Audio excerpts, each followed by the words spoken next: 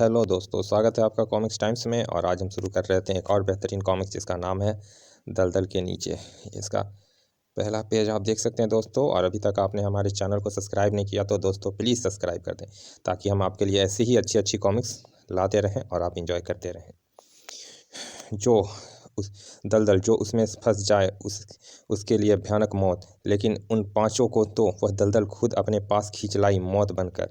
दिसंबर की वो ठिठुरती रात, बारिश की बूंदाबांदी और रह रह कर गरज उठी बिजली जिस्म में कपकपी सी पैदा कर रही थी। घनघोर अंधकार में साए साए करते पेड़ों की आवाज़ जहाँ रोंगटे खड़े कर रही थी। आवश्यक सूचना, कृपया कमजोर दिल के पाठक रोंगटे खड़े कर देने वाले इस थ्रिल कॉमिक्स को रात्रि में ना पढ़ें। जल्दी करो चिंटा, बोरा बाहर निकालो। यह किसी अकेले के बस का रोग नहीं है रोहन, हम पांच को ही मशक्कत करनी पड़ेगी। मेरी हिम्मत नहीं होगी DD, I am sorry. Chinta, बली, रोहन तुम आओ। डिक्की में ठूस कर रखे बोरे को बाहर निकाला गया।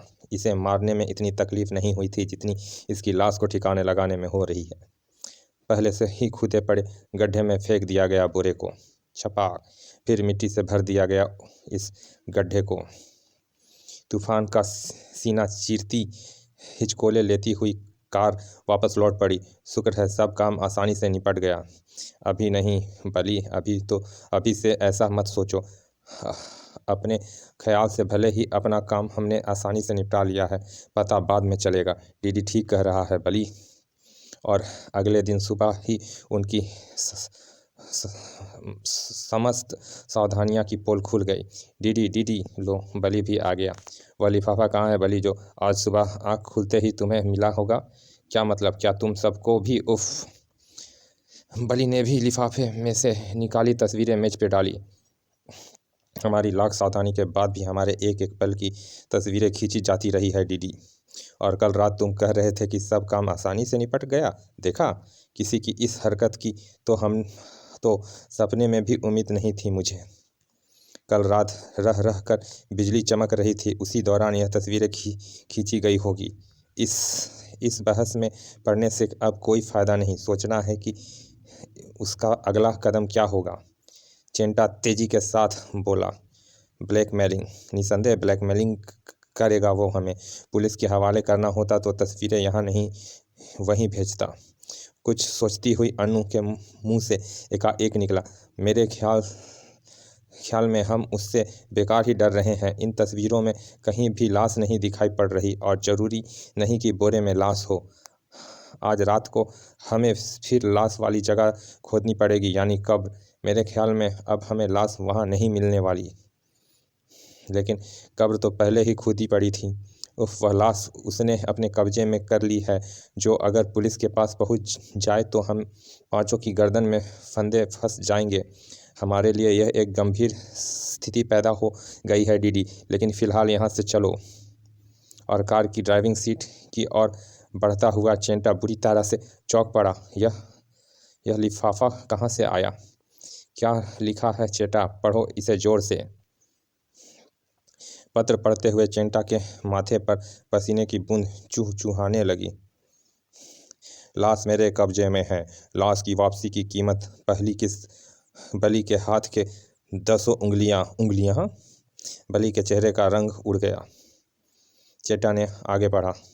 2 घंटे बाद यहाँ से उत्तर की ओर काली दलदल में उंगलियां को रोहन लाकर फेंकेगा। अगर ऐसा ना हुआ तो अगले दिन एक शानदार तोहफे के लिए तैयार रहना दलदल के नीचे। पत्र पढ़ते ही सबकी बुद्धि उलट गई। बली भेड़िए के समान गुर्रा पड़ा। दलदल के नीचे साला उल्लू का पट्ठा अगर सामने पड़ जाए तो जिस्म की बोटी बोटी अलग कर दूं। दलदल के नीचे, यह क्या नाम हुआ? लेकिन फ़िलहाल तो उसने हमारे हाथों के 10 उंगलियां की डिमांड की है बली। अनु चेहरा फपक पड़ा।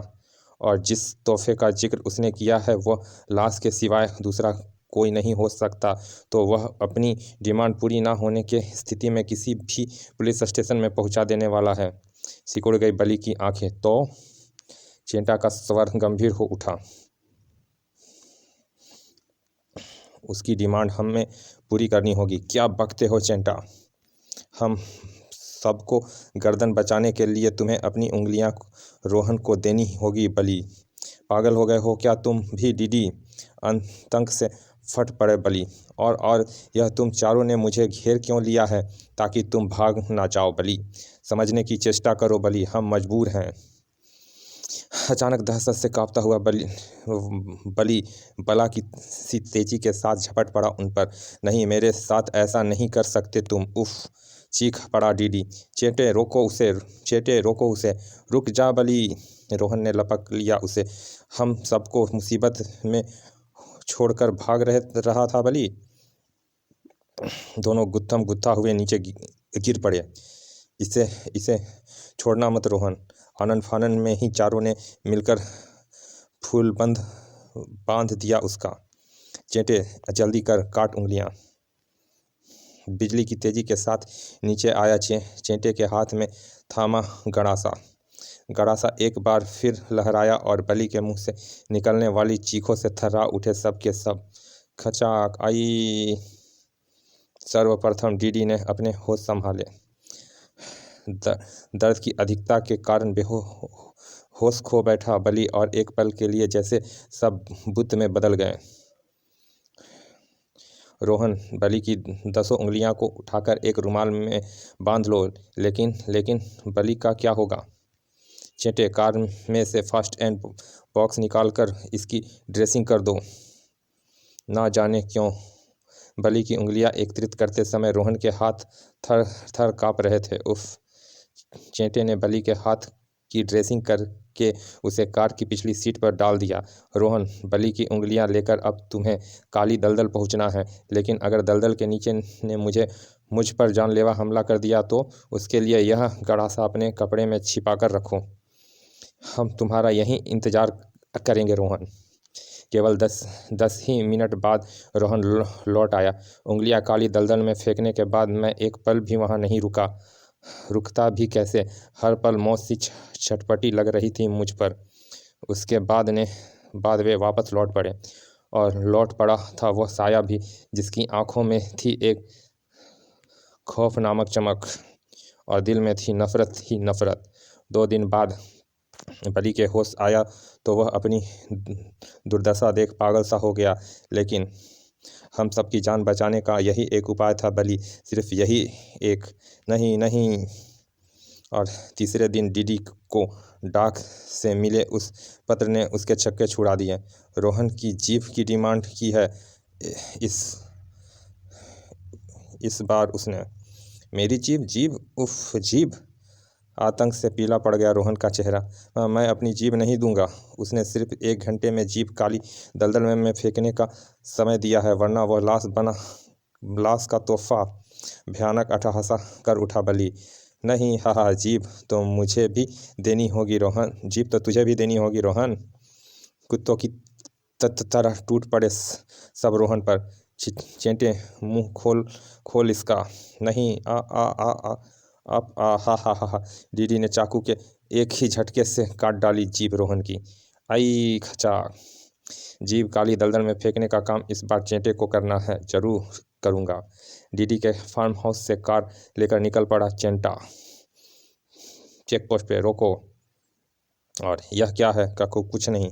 जेब में रखी उस वस्तु को देखते ही इंस्पेक्टर की समस्त नसें झनझना उठी। जीभ? बाज की तरह झपटा ली जीभ चेंटा ने और धूम तड़ाक। ऑफ आंधी तूफान की तरह दौड़ाता चला गया चेंटा कार को। इंस्पेक्टर ने जीप पीछे लगा दी है। उबड़ खाबड़ पगडंडी पर कई फुट उछलती कार काली दलदल की ओर बढ़ रही थी। यह मुसीबत भी अभी टूटनी थी। एक धक्के से रुक गई कार। काली दलदल। जीप लेकर जल्दी से काली दलदल की ओर बढ़ा चेंटा। जीप को काली दलदल में उछाल फेंका उसने और अचानक उछल पड़ा वो। फट फट। दलदल में एकाएक फूटने लगे हैं बुलबुले। क्या है दलदल के नीचे? उसी पल थर्रा उठा वो। उफ, यह क्या? नहीं। रोंगटे खड़े हो गए उसके। मुंह से निकली भयानक डकार। जिस्म पसीने से लथपथ, चेहरे हाथों लथपथ, हाथ होश हवास खराब, इंच भर तक ना हिल सका चेंटा। उस भयानकता ही ऐसी निकली थी दलदल के नीचे से। उधर से पुलिस दस्ता निरंतर आगे बढ़ रही थी। सड़क के उधर कार के टायर के निशान जो इधर ही जा रहे हैं। अब उधर सब वह रही कार। ओह, वह कहाँ गया? उफ, उसी पल बुरी तरह से उछला पड़ा इंस्पेक्टर। ओह, इंस्पेक्टर को देखते ही देखते चेंटा पूरा का पूरा दलदल में समा गया। फटाफट फटफट यह मरने के लिए भागा था क्या मेरे पंजों से बचकर? काली दलदल में धंसने के बाद तो हाथी की लाश का भी पता नहीं चलती, पर वह जीप किसकी थी उसकी जेब में? उधर चेंटा का इंतजार कर रहे डीडी का बली और अनु के होश उड़े जा रहे थे। हैं, चेंटा अभी तक लौटा क्यों नहीं? सुबह के 5 बज गए हैं, लौट आना चाहिए था उसे अब तक। हैं, रोहन को होश आया, अभी होश आया। अरे पुलिस आ रही है डीडी। पुलिस का सामना किया डीडी और अनु ने। तुम्हारा कोई हितैषी जो तुम्हारी कार लेकर गया था अब काली दलदल के नीचे समा चुका है। क्या चेंटा मारा गया? नो, मुझे केवल यह पता करना है कि वे जीप किसकी थी जो दलदल में समाने से पूर्व उसकी जेब में थी। जीप उनके फक पड़े चेहरे इंस्पेक्टर की निगाह में आने से बच ना सके थे।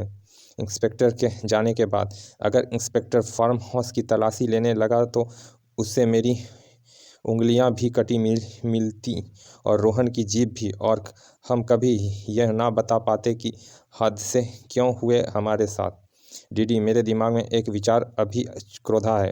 कहो अनु। कहीं ऐसा तो नहीं है कि जिस लाश से हम इतना डरे हुए हैं वह भी काली दलदल की गहराइयों में समा गई हुई हो?